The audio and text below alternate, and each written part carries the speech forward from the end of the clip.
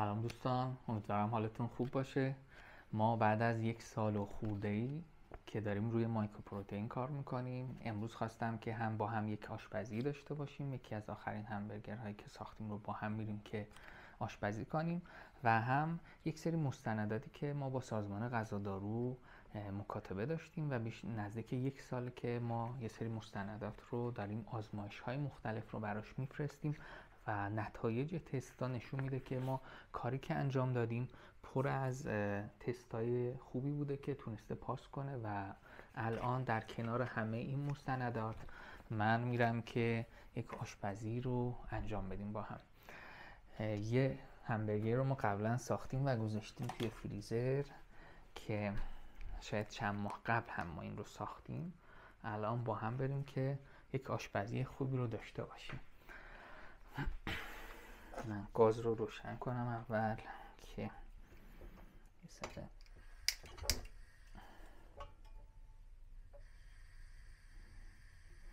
خب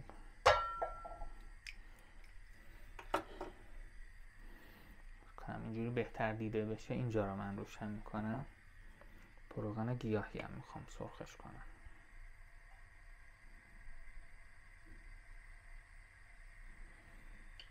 استایل های آشپزی متفاوته. من معمولا ظرفا رو اینطوری چرب میکنم، شاید آشپزی من خیلی فرق داره. یه چیزی بوده که من همیشه علاقه داشتم با آشپزی و الان که احساس میکنم یک محصولی رو ساختیم و این محصول در نگاه اول همیشه بوده کره زمین و الان ما بعد از سالها فقط داریم اون رو پیدا میکنیم. از داخل یک سلول خیلی خیلی کوچیک که ما تونستیم یک کارخونه بزرگی رو شاید کشف کنیم و الان داریم به اصطلاح پروتئین های خیلی ارگانیک رو باهاش میسازیم و فکر میکنیم که هم باعث بهتر شدن حال دل مردم میشه و هم اینکه باعث میشه کره زمین یک ذره استراحت کنه از اینکه فقط ما دام پرورش بدیم و با اون بریم جلو. شاید یه ذره سخت میشه کار. خب این از این.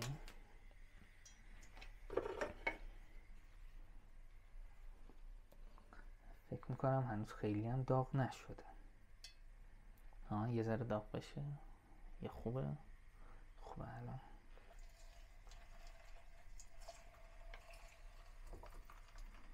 خب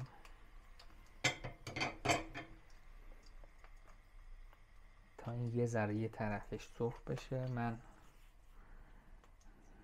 میتونم کاهو و ایناش هم خورد کنم که یه همبرگر خوشمزه عصرونه خوب باشه که انشالله محصولات بعدی رو هم داریم. ولی خب این یه همبرگر خیلی خوشمزه است. پروبیوکا اسمش. پروبیوکا اسم عجیب غریبیه ولی بر خودمون خیلی جذابه.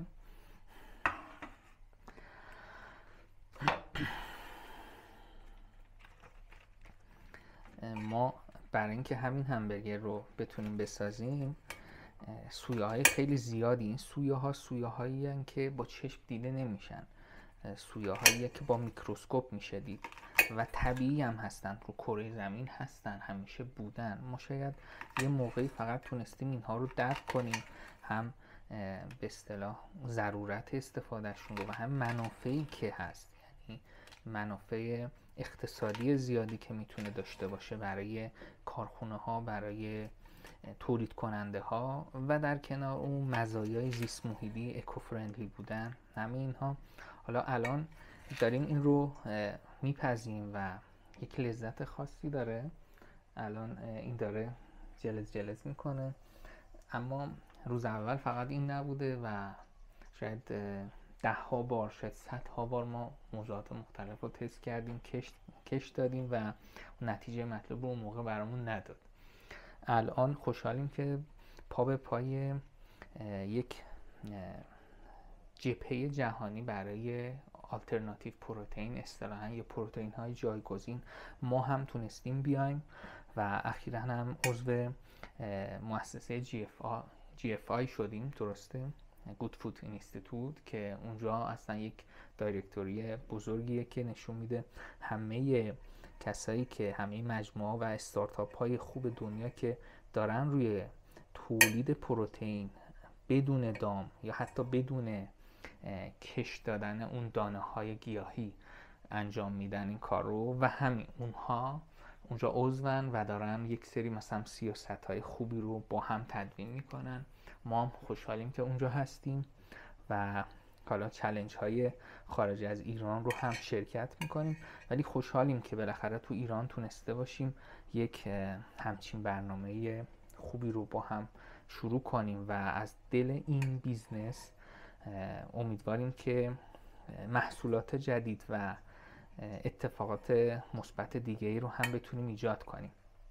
خب ما فناوری های مختلفی رو داریم روش برنامه ریزی میکنیم. یکیش فناوری تولید همبرگره که مثلا با فناوری تولید استیک متفاوته.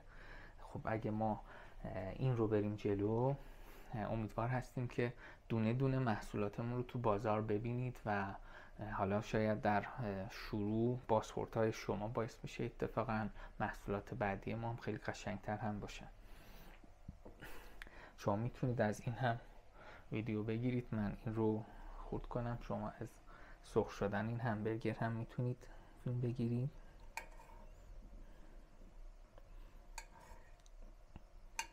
ولی فکر میکنم دمای روغن خیلی بالا نبود. نظر شما چیه؟ خوبه؟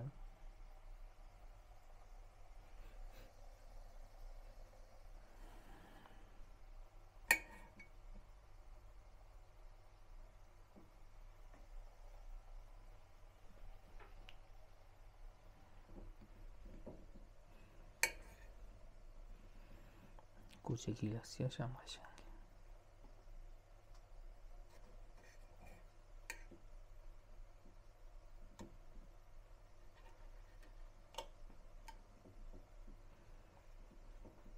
برای یه همبرگر کافیه، یکی اضافیه.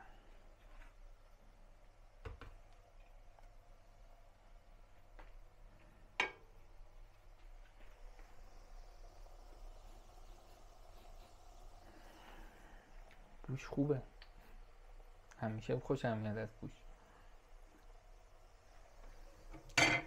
چون داریم فیلم برداری میکنیم نسوزه یه وقت.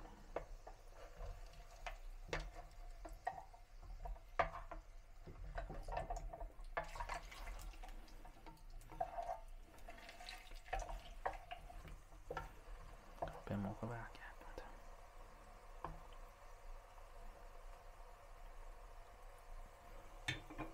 یکم من یه بار دیگه به چرخونم اون بهتر میشه. حالا آشپزیش با منه دیگه، چاره‌ای هم نیست. این ترکیب مارکوپروتئین اینطوریه که شما یک سلولیه که خیلی ریزه، میگفتم که خیلی ریزه و حالا وقتی میری دنبالش و زیر میکروسکوپ باش کار میکنی یه دنیاییه، یه کارخونه‌ایه، مسیرهای متابولیتی داره که این متابولیت های خاصی رو میده بیرون. این متابولیک اصطلاحاً داخل سلولی مهمه که بشناسیم و چیزی که میخوایم رو از دل این سلول به دست بیاریم. مثلا ما دنبال چیزای پروتئینی هستیم ولی مطمئنا میتونیم محصولات جدید ارگانیک دیگه هم بسازیم. ولی خب این رو که ما استخراج میکنیم پروتئین های خیلی مغذی که مثلا همه اسید آمینو های ضروری بدن توش هست و ما پروتئین های کامل کمه تو بازار، تو بیرون معمولا پروتئین ها چند تا از این اسید آمینو ها رو ندارن که اصطلاحا میگن بدن نمیتونه اونها رو تولید کنه، پس باید حتما مصرف بشه. اینها رو ما تو همین همبرگری که میبینید همه اسید آمینو های ضروری توش هست. یه تفاوتی که این همبرگر با همبرگرها یا محصولات پروتئینی دیگه داره اینه که این همبرگر توش فیبر هم داره، یعنی اینکه چگالی انرژیش پایینه. من یه همبرگر رو میخورم سیر میشم، یک انرژی هم به من میرسه، اما یعنی انرژی اون کالری پایینی داره و دیرتر هم من گشنم میشه چون فیبر توشه و ما تو محصولات دامی معمولا فیبر نداریم اصلا. این رو ما خودمون طوری این محصول ارگانیک رو ساختیم، طبیعیه که پر فیبر هم باشه و این خاصیت رو داشته باشه.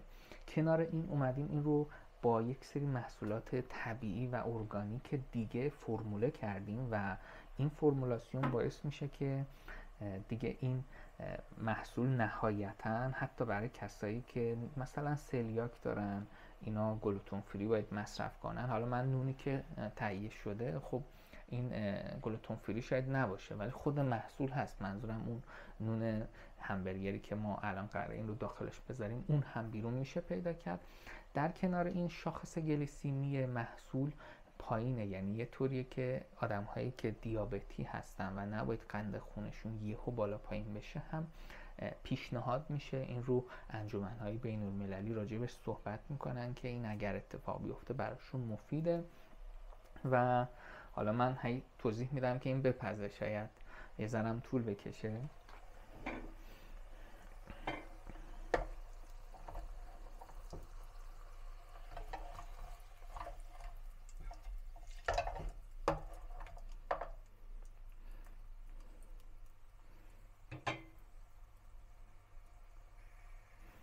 زیرش رو بیشتر کنم که زودتر بپزه.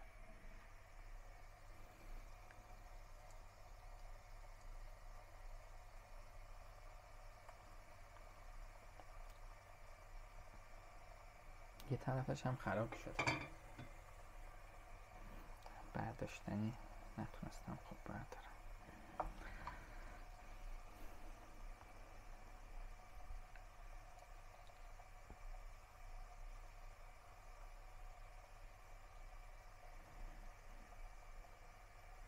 خب من دلم میخواد این فیلم یه تیک ضبط بشه و وسط کات ندیم، اما شما شاید حوصلتون وسط سر بره، یک قسمتایش رو بعد اینکه ضبط کامل شد ما شاید سرعتش رو بیشتر کنیم که فشرده تر بشه ویدیو، مثلا تو چند دقیقه بتونید کل پروسه رو ببینید، سرو شدنش رو ببینید.